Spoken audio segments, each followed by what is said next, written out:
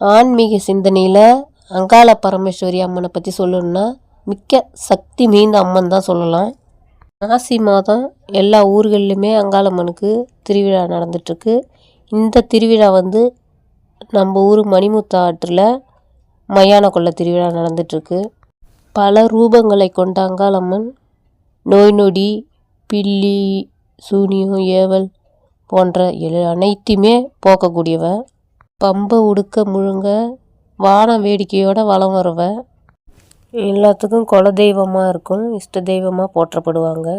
குழந்த வரம் கேட்டு மடிப்பிச்சை கேட்குறவங்களுக்கு அடுத்த வருஷமே கையில் குழந்த இருக்குன்னு சொல்லப்படுறாங்க.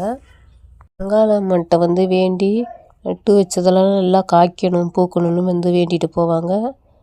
அதுமாதிரி மசான கொள்ளையில் அது எல்லாத்தையும் வாரி சூறை இட்டுட்டு போவாங்க. காய்ச்சது பூத்ததெல்லாம் போவாங்கன்னு ஐதீகம் இருக்குது. கோயிலுக்கு போயிட்டு வாங்க, அங்காளம்மனை வேண்டுங்க, எல்லாம் நல்லதே நடக்கும், எல்லாம் கைகூடும். அங்காளம்மன் பேரை சொன்னால் ஆடாதவர்களை கூட மருளாட வைப்பாங்க. வல்லாள கண்டனை வதம் பண்ணி வாரி சூறையிட்டுட்டு ஓடுவாங்க.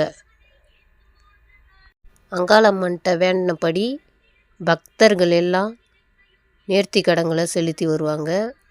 மையான காளியாக காட்சியளிப்பா. அமைதியாக நின்று கை கூப்பி வணங்குவவருக்கு மனமாற குலம்பாழ வாழ்வளிப்பாள். அங்காளம்மன் பெரியாயின்னு சொன்னாலே அம்மா மகிமை உண்டாகும். அங்காள பரமேஸ்வரி, ஆதிபராசக்தி, மாதேவி, மையான காளி அப்படின்னு பல பேர்களால் போற்றப்படுவாங்க. எலுமிச்சம்பழத்தால் மாலை கட்டி போடுவாங்க. மாதந்தோறும் அமாவாசை இரவில் ஊஞ்சல் தாலாட்டில் அம்மனை அமர வைத்து ஊஞ்சலை ஆட்டி விடுவாங்க. அவங்கள வர்ணித்து அழைப்பாங்க. எல்லாரும் அமைதியாக காது குளிர கேட்கணும்.